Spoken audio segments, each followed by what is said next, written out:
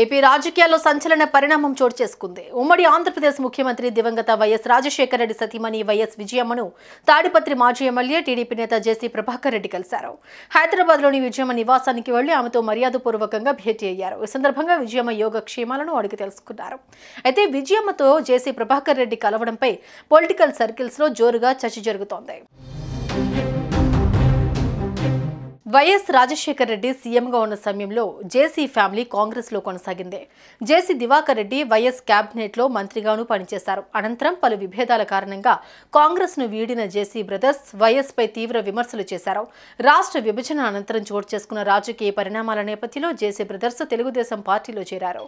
2014 ఎన్నికల్లో జేసీ దివాకర్ రెడ్డి అనంతపురం ఎంపీగా, జేసీ ప్రభాకర్ రెడ్డి తాడిపత్రి ఎమ్మెల్యేగా విజయం సాధించారు. తర్వాత 2019 ఎన్నికల్లో వీరి ఫ్యామిలీ నుంచి ఎంపీగా బరిలోకి దిగిన పవన్ రెడ్డి, ఎమ్మెల్యేగా బరిలోకి దిగిన అశ్మిత్ రెడ్డి ఇద్దరు ఓటమి పాలయ్యారు. అనంతరం వీరిపై జగన్ ప్రభుత్వం పలు కేసులను నమోదు చేసింది. ప్రభాకర్ రెడ్డి అరెస్ట్ అయి జైలుకు కూడా వెళ్లారు.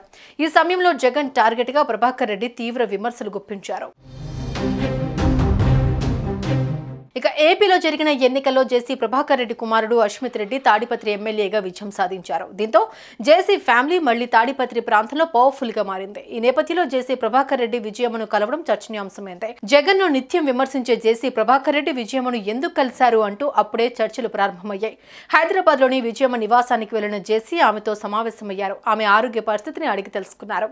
అరగంట పాటు వీరి సమావేశం జరగ్గా ఈ భేటీలో ఎలాంటి రాజకీయాలు లేవని, మామూలుగానే కలిశారని జేసీ సన్నిహిత వర్గాలు చెబుతున్నాయి.